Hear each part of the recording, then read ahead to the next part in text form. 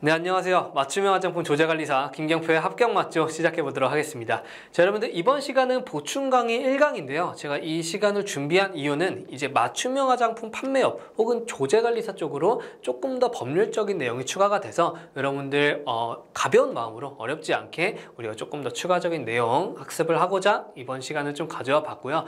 어렵지 않은 내용이니까 여러분들 편안하게 들으시되 이 안에서 제가 또 중요한 내용들 포인트를 짚어드릴 거니까 같이 잘 따라와 주시면 되겠습니다.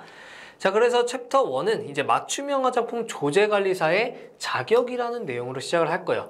자, 이 내용은 여러분들께 직접적으로 다가오는 내용이니까 여러분들 꼭 알고 계셔야 되는 중요한 내용이라고 말씀드릴 수 있겠고요. 자, 내용 보면 그렇게 크게 어렵지는 않습니다. 자, 맞춤형 화장품 조제관리사도 또 하나의 자격을 이제 요구하게 되는데 바로 결격사유에 해당하면 안 된다라는 내용이에요. 자, 그래서 이 결격사유 5가지가 지금 나오는데요. 1번, 2번, 3번, 더 나아가서 4번, 5번까지 내용 여러분들 우리 앞에서 배운 내용들이랑 굉장히 유사해서 그렇게 어렵지는 않을 거예요. 자, 앞에 거랑 제가 비교해서 한번 설명해 드릴게요. 자, 지금 우리가 보고 있는 결격사유는 맞춤형 화장품 조제관리사의 결격사유입니다. 하지만 우리가 앞에서 배웠던 건 이 영업자에 대해서 결격사유가 있었던 거 기억이 나셔야겠죠. 우리 파트 1에서 배웠던 내용이고요. 자, 영업자라고 하면 이제 화장품 제조업자가 있겠고, 자, 그리고 두 번째로는 화장품 책임 판매업자가 있겠죠. 책판업자라고 쓸게요. 자, 그리고 세 번째로는 맞춤형 화장품 판매업자가 있을 겁니다. 자, 마판업자라고 쓰고, 자, 기존에 우리가 알고 있던 영업자에 대한 결격사유를 가지고 지금 이 내용을 한번 우리가 비교를 해보자면 일단 1번 내용, 정신질환자면 안 된다라는 내용은 우리가 영업자에 대해서는 제조업자에서 해당이 되는 내용이었죠. 자, 제조업자와 이제 같은 내용이라고 볼 수 있겠고, 피성년 후견인 같은 경우엔 영업자에서 이제 3가지 모두 해당이 됐었죠. 자, 1번, 2번, 3번 모두 해당이 되는 내용이었었고, 3번에서 이제 마약류 중독자 같은 경우에도 제조업자만 해당되는 내용이었던 거 기억이 나셔야 되고요.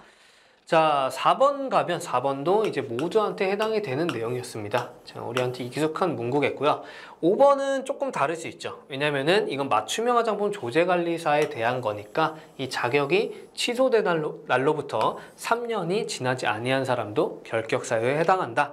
우리가 영업자 기존에 배웠던 거랑 비교하면 이 맞춤형 화장품 관련된 게 아니라 영업이 취소되거나 뭐 폐쇄된 날로부터 1년이 지나지 아니한 사람들, 이렇게 해서 1번, 2번, 3번 영업자 모두 해당이 됐었다. 그래서 5번에서 이렇게 차이가 있고 이 맞춤형 화장품 쪽은 3년이라는 거다. 이거 정도 일단 차이점을 알고 계셔야겠고요.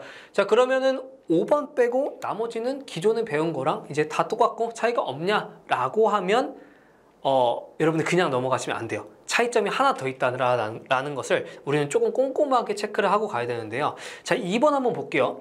자, 피성년 후견인 1번, 2번, 3번 영업자 모두 해당이 됐던 결격사유입니다. 근데 이 부분에서 이 영업자들은 하나의 경우가 또 있었어요. 자, 어떤 게 있었어요? 파산 선고 후에 복권이 되지 않은 사람들, 이 사람들도 있었죠.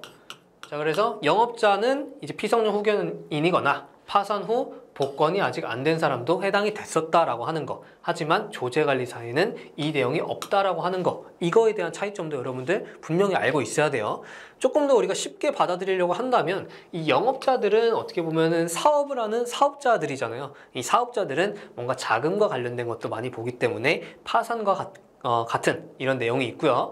이 조제관리사는 사실 사업자일 수도 있지만 사실 직원의 개념이죠. 그래서 이 파산에 대한 내용은 없다라고 조금 받아들이시려고 노력하면 조금 더 쉬울 것 같아요. 자, 어찌됐건 이 결격사유, 여러분들은 이제 맞춤형 화장품 조제관리사가 되려는 분들이시기 때문에 여러분들께도 모두 해당이 됩니다. 여러분들도 이 결격사유에 해당이 되지 않아야 되는 거고요. 자, 그래서 우리가 실제로 이 자격을 얻기 위해서 또 이 자격증을 따기 위해서는 하나의 조건이 더 생긴 겁니다.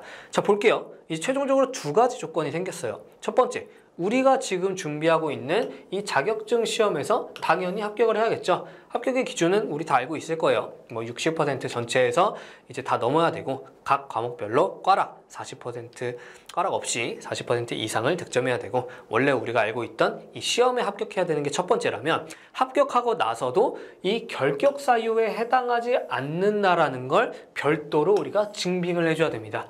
자, 우리 모두에게 이제 필요한 일이고, 우리가 시험에 합격하고 나서 이제 우리는 또 증빙도 해줘야 되는 일이 생겼다. 여러분들 직접적인 일이기 때문에 알고 계셔야 되는 내용이겠고요. 자, 그러면 어떻게 증빙을 해야 되는지 일단 한번 보도록 할게요. 자, 일단 다시 한번 자격증을 발급받기 위해서는 첫 번째로 이 시험에서 합격해야 되고요. 두 번째로는 이제 수치가 나왔죠. 합격자 발표 이후부터 90일 이내에 증빙 서류를 제출해야 된다. 어떤 증빙 서류? 결격 사유에 해당하지 않는다는 증빙 서류를 제출해야 된다라는 거예요. 자, 그런데 우리가 5가지 결격 사유가 있었잖아요. 이 결격 사유에서 5가지에 대한 증빙 서류를 모두 다 내는 건 아니고요. 이제 특정 서류만 내면 됩니다. 자, 이 정신질환자에 관한 거 혹은 마약류 중독자, 이 2가지에 관한 거에 대해서 이제 해당하지 않는다라는 의사진단서를 각각 제출을 해줘야 되고요. 나머지 뭐 피성령 후견인이나 뭐 이제 4번 금고 이상의 형을 받고 집행이 끝나지 아니한 사람, 혹은 자격이 취소된 날로부터 3년이 지나지 아니한 사람은 이제 이 이용망, 행정망에서 자동적으로 이제 검색이 되고 이제 내부적인 관리로 자동적으로 식별이 된다. 우리는 의사진단서 각각 모두 정신질환자가 아니고 마약류 중독자가 아니라는 서류 2가지를 제출을 해줘야 된다라는 겁니다.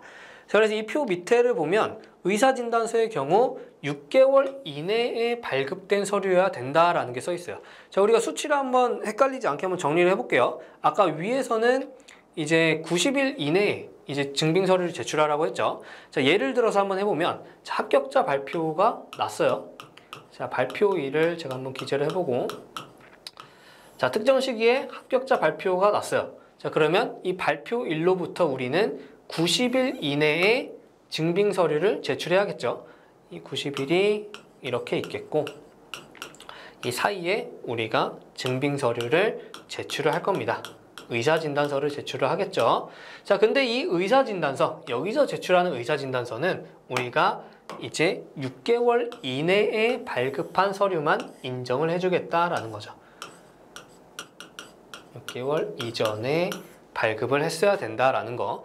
자, 그래서 이론적으로는 이 의사진단서는 합격자 발표일 이전에 우리가 먼저 발급을 해놔도 됩니다. 이 6개월 안에만 들어가면. 그런데 실질적으로는 합격자 발표 나고 나서 그 다음에 의사진단서 발급받고 제출을 90일 이내에 해도 충분한 기간, 그렇게 촉박하지 않은 기간이니까 이렇게 하는 게 조금 더 합리적이겠죠. 합격자 발표 일 이후로 우리가 의사진단서를 발급받는 게 조금 더 효율적일 것 같아요. 어찌되건 이 수치에 대한 개념 헷갈리지 않게 제가 한 번 더 도식화를 해드렸고요. 자, 이렇게 해서 여러분들이 꼭 아셔야 되는 내용, 이 조제관리사의 추가적인 자격에 대해서 우리가 한번 봤습니다. 조금만 더 보면 이 포함 문구, 의사진단서에 포함되어야 되는 문구 내용이에요. 자, 첫 번째로 정신질환자가 아니라는 거 써 있어야겠죠. 또 마약류 중독자 관련된 서류는 마약류 중독자가 아니라는 거 써 있어야겠죠. 당연한 말이고, 다만 우리가 하나 정도만 더 알면 이 정신질환자가 아니라는 말 대신 맞춤형 화장품 조제관리사에 적합하다라고 하는 것도 오케이, 인정을 해줍니다.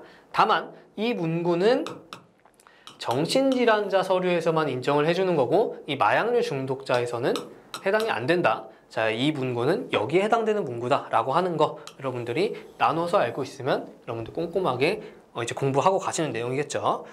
자, 그 다음에 필수적인 항목은 뭐 가볍게 읽고 넘어가도 될 것 같아요. 합격자의 뭐 성명, 주민등록번호, 뭐 주소, 진단 내용, 뭐 이런 내용들이 있어야 된다.